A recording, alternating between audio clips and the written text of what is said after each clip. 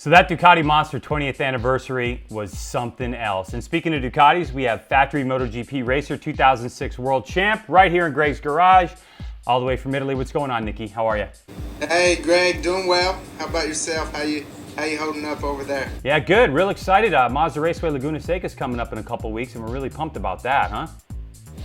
Yeah, for me, of course, Laguna is a very special track. One, I've had some good luck there, and it really is a great track and a great history. So, of course, I wish I was going home with a bit better speed and maybe a bit more momentum, but the reality is what it is. And anyway, I do look forward to Laguna. Of course, I have a lot of fans there, get to race with the AMA weekend, and the corkscrew is maybe one of the best corners in the world. So before we get to Mazda Raceway Laguna Seca, you have a stop in Germany, and then literally just a couple days ago, you got to test the motorcycle. So, there's so many of us that are sitting here, big fans of yours, Americans in particular, that are just hoping you're going to find the magic bullet in that Ducati. Did you find the magic bullet in testing, and how's Germany looking? No, we didn't find the magic bullet, and the reality, there's no such thing as just one magic bullet in racing. You find a second with 10 tenths, there's no such thing, maybe if you had a tire or something, but, at this level now, you don't just put in a different fork setting and gain a second. It's not the reality.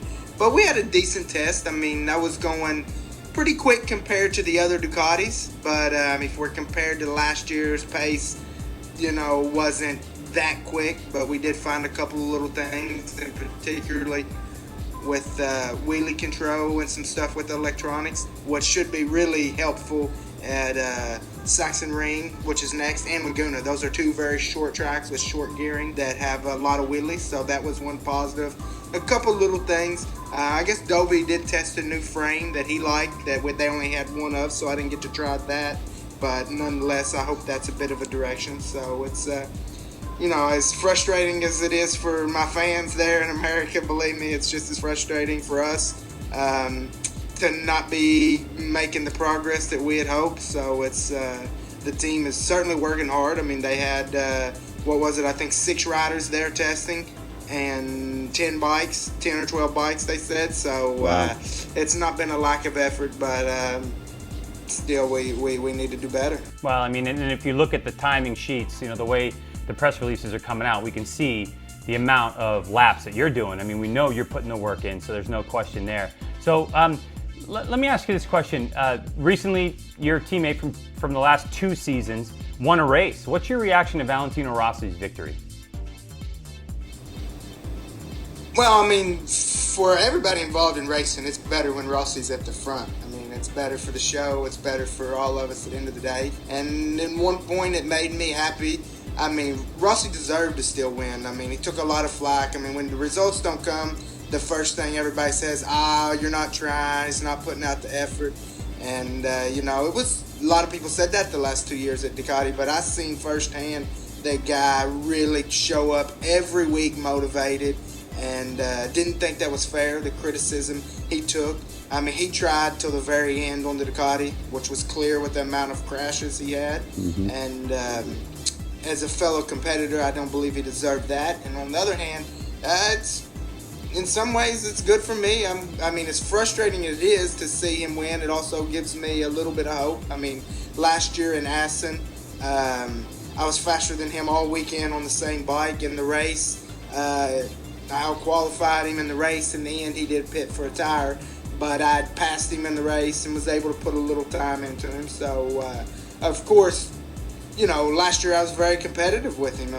There was different tracks, whatever. On the weekend, on the day, and now to see him winning races and on the podium, it just makes me really confirm that what I believed all along is with the right package, I can still be at the front. So,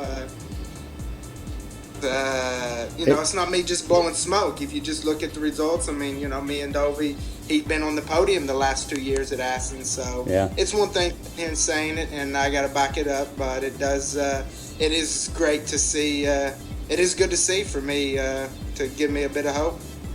So here we are. So when we get to Mazda Raceway Laguna Seca, that'll be the halfway point of the season, and we usually know here comes that whole yak about silly season, that type of stuff. So, are there any conversations started with you, to stay in MotoGP this, for upcoming years? There's been some questions. People on Twitter and Facebook wanted to know, would you ever have any interest in doing the hat trick or the trifecta, which I suppose means AMA Superbike Championship locked up, MotoGP World Championship locked up. Does World Superbike have any interest you maybe some years down the road, that type of stuff? I love racing motorcycles, and it's an amazing job. So of course, my first priority would be to stay in MotoGP with the right bike and right team. But World Superbike is also not a bad option with the right situation. So for sure, like you say, it would be a great feat to win all three. That's something that's never been done. Even MotoGP and World Superbike has never been done. So, of course, phone rings some years for World Superbike, and I've listened a bit, but I would say I'm listening more this year than in the past. But we'll see what works out in these next couple weeks, and probably would know something by Indy, I would say, or around that time. But at the moment, still a little bit early. Okay, I got you. What still excites you about racing MotoGP motorcycles in general? Well, it's the biggest show in the world. It's racing at the highest level and the best bikes and the best tracks. So it is the deep water, and it is a big challenge. But it's still the most reward too when things do go well. This is another question that I received from some fans, and I'm going to imagine. Fans, if you're going to throw a hard one out there, Greg. Yeah. Well, the question is, the way it's been phrased is, how do you keep digging so deep, man, and come up with a smile all the time and keep your nose to the grindstone and keep working away, knowing that you have the ability, at least I think so, and a lot of people have, know that you have the ability to go out there and be a podium contender and a race winner. What's your secret for really keeping your nose to the grindstone and keeping the positive attitude? People ask me if that's hard, and it's not really hard. It's what you do. It's your bro. It's how I was taught. It's how I was raised, and I really don't know any different. I wouldn't even know how to give up if that's what I wanted to do. So I don't, it's just not an option.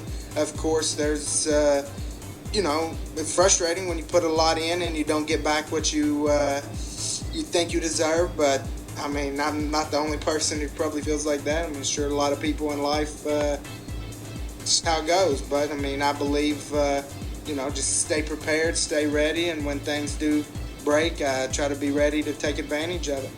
Awesome. Well, thank you so much for spending time with us over in Europe via this FaceTime thing, and we wish you a lot of luck. And I will see you at Laguna because, of course, I'll be working with Speed where all the MotoGP races are. So I appreciate it.